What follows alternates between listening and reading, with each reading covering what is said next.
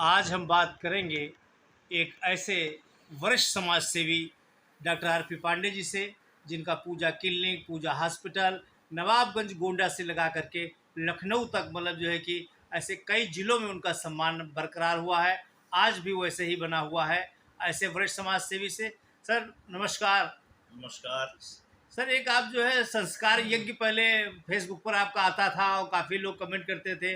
काफ़ी लोगों दिनों से लोगों ने देखा नहीं, तो क्या कहना चाहेंगे इस अवसर पर? उसका परिणाम ये हुआ तिवारी जी कि नेता विरोधी दल, सत्तारूढ़ दल के नेता लोग, सब लोगों ने उसको पढ़ा और हमको ये सलाह दी कि आप इसको जो है सारे संसद सदस्यों, सारे विधायकों के पास भेजें इस चीज़ को, और सूचना विभाग तक इसको भेजें, उसका असर होगा। परिणाम ये हुआ कि जिस दिन मैंने ये लिखा उसके तीसरे ही दिन 20-25 चैनल बंद कर दिए गए, और जो और सोशल मीडिया के वो थे उनको बंद किया गया। बड़ी खुशी हुई देख करके। लेकिन अभी एकदम से नहीं ख़त्म हुआ है, वो चालू है, और जैसे जैसे घटनाएं घटती हैं उस विषय में मैं लिखता रहता हूँ।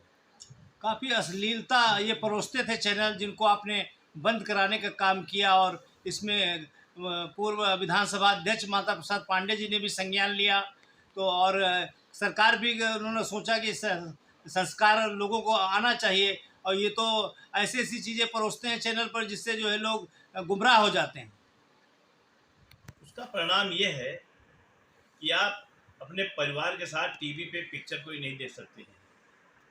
आप बच्चों के हाथ में अगर मोबाइल दे दें तो आपको ये शंका बनी रहेगी कहीं अश्लील फोटो न देख लें बच्चे। इतना नग्नता, इतनी अश्लीलता उस पर ये परोस रहे थे, खासकर सेलिब्रिटीज इस तरीके से नंगे समुद्र के किनारे पड़े हुए हैं। कॉमेडी शो वाले मंच के ऊपर सुहागरात दिखाते हैं, तमाम ऐसी चीज़ दिखा रहे हैं जिसको समाज पे बुरा असर पड़ता है। हमारे आपके बच्चे कहाँ जाएंगे? तो ये सोच करके मैंने इस चीज़ को लिखा। परिणाम उसका अच्छा मिला, काफ़ी चैनल बंद हुए, सोशल मीडिया भी बंद किए, वो हुआ। लेकिन अभी वही बात है ना कि अभी और सरकार को कदम उठाने की आवश्यकता है, और हमें भी और लिखने की आवश्यकता है। लिखता रहूँगा, लिख रहा हूँ, ये चलता रहेगा। ये भाई साहब विधानसभा चुनाव 2027 आ रहा है, और अभी से ही काफ़ी राजनीतिक दलों की धमाचौकड़ी शुरू हो गई है, मतलब जो है। तो अब आपका भी लिस्ट में नाम आ रहा है कि डॉक्टर आर.पी. पांडे इस बार चुनाव जीत रहे हैं, लड़ रहे हैं, फिर उनको जीतना ही जीतना है। तो भाई साहब क्या क्या तैयारियां चल रही, क्या वाकई ये पब्लिक की बात सही है कि आप इस बार चुनाव लड़ रहे हैं और इस बार विजय हासिल करके ही रहेंगे? देखिए, हमारा जो काम है निरंतर जनता से संपर्क बनाए रखना, वो मैं कर रहा हूँ। लोगों से मिल रहा हूँ, जो कोई आता है उनकी समस्याओं के निदान हेतु प्रयास करता हूँ। और ये है कि अभी ये नहीं कहा जा सकता कि 27 में सरकार किसकी बनेगी, लेकिन लड़ाई घमासान होगी, और अगर टिकट मिलता है तो भगवान चाहेंगे तो जीत होगी। लोगों का समर्थन मिल रहा है। जी। अभी एक देखा है कि धर्माचार्यों ने आपस में काफ़ी कुछ वक्तव्य दिए हैं, रामभद्राचार्य और प्रेमानंद जी और अनिरुद्धाचार्य जी। तो इस पर ये कि क्या विषय है? देखिए, प्रेमानंद जी और रामभद्राचार्य, ये जो है अ- अनिरुद्धाचार्य जी, इन लोगों से बातों से मैं सहमत हूँ, परंतु इनकी शब्दावली जो थी वो थोड़ा सा असंसदीय था। फिलहाल आप ये देखते होंगे आए दिन लड़कियां पढ़ने जाती हैं, रास्ते में मोबाइल से बात कर रही हैं। किससे बात करती हैं वो? शादी विवाह तय होता है, लड़कियों को लिव इन में रहने के लिए भेज दिया जाता है। तो ये कोई ज़रूरी नहीं कि जो लिव इन में रह रहे हैं शादी उन्हीं से हो। तमाम लड़कियों को एबार्सन कराना पड़ता है। तमाम लड़कियां काट के बोरे में भर करके फेंक दी गई हैं। तमाम शादी का आश्वासन कराते कराते जो है दो दो तीन तीन बार उनका एबार्सन होता है। तो क्या ये उचित है? ये समाज हमारा कहाँ जा रहा है?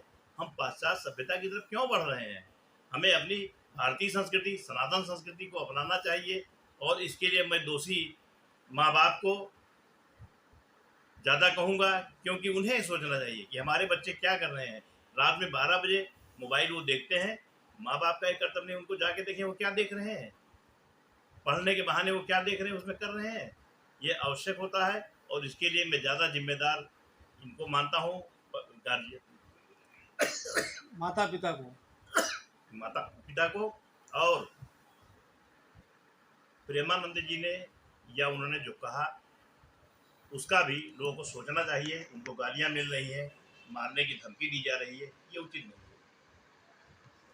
अभी आप देख रहे हैं जिस तरीके से सरकारें चल रही हैं, डॉक्टर शुभांशु शुक्ला जो अभी ग्रुप कैप्टन हमारे यहाँ आए, उनका अभूतपूर्व स्वागत किया गया। और जिस तरीके से सरकार चल रही है, तो क्या फिर से पुनः बीजेपी सरकार की वापसी के संकेत हो रहे हैं भाई साहब? अब देखिए, शुभांशु शुक्ला चूंकि हमारे यूपी के हैं, पूरे यूपी को उन पर गर्व है और पूरे देश में वो नाम रोशन करेंगे।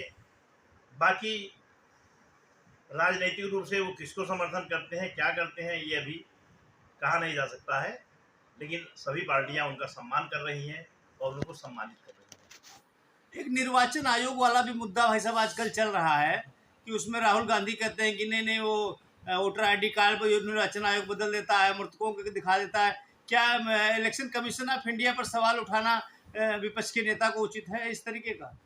देखिए, वो विपक्ष के हैं, वो तो उठावेंगे ही, लेकिन चुनाव आयोग का भी एक कर्तव्य है पारदर्शिता बनाए रखने के लिए। मान लिया उन्होंने कुछ किया है, उस पर जाँच बैठावें और उनकी शंकाओं का निवारण करें, ताकि पब्लिक में कोई ऐसा वो न जाए कि चुनाव आयोग पक्षपात कर रहा है। ये अमेरिका अभी टैरिफ लगाने की बात कर रहा है भारतवर्ष पे। अंतर्राष्ट्रीय एक सवाल और आपसे है कि अभी उसने 25 कहा था, आज से 50% लागू कर दिया, तो क्या इसका भारत पर क्या प्रभाव पड़ेगा? भारत में कोई विशेष प्रभाव नहीं पड़ेगा, क्योंकि भारत की आर्थिक स्थिति इतनी मजबूत हो चुकी है कि अमेरिका एक टैरिफ में 10 टैरिफ लगावे, कोई फर्क नहीं पड़ने वाला है। उसमें अमेरिका का ग्राफ अपने आप गिर रहा है और पूरे विश्व में अमेरिका की निंदा हो रही है।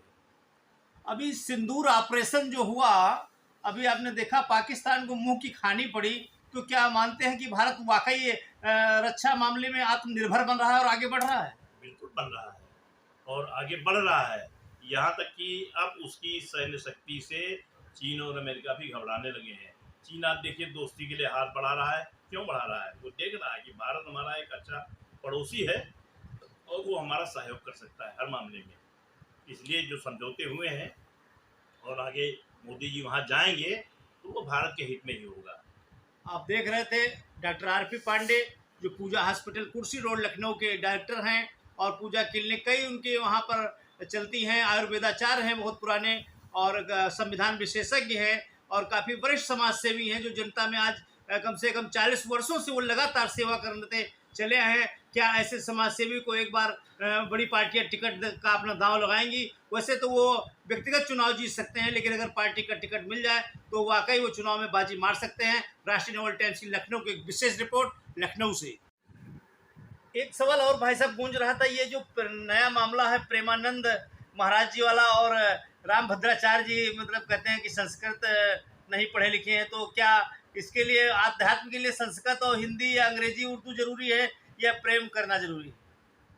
देखिए, ऐसा है, रामभद्राचार्य या प्रेमानंद जी के बारे में मैं कोई कमेंट नहीं कर सकता हूँ, लेकिन ये जरूर है कि पढ़ना और आध्यात्म की साधना करना दोनों दो अलग अलग चीज़ें हैं। मान लिया प्रेमानंद जी पढ़े नहीं हैं, लेकिन आध्यात्म का उनका अच्छा वो है, अनुभव है, सिद्धि प्राप्त की है, और वो वास्तव में साक्ष्य संप्रदाय के हैं जो कि अपने आप को राधा समझते हैं।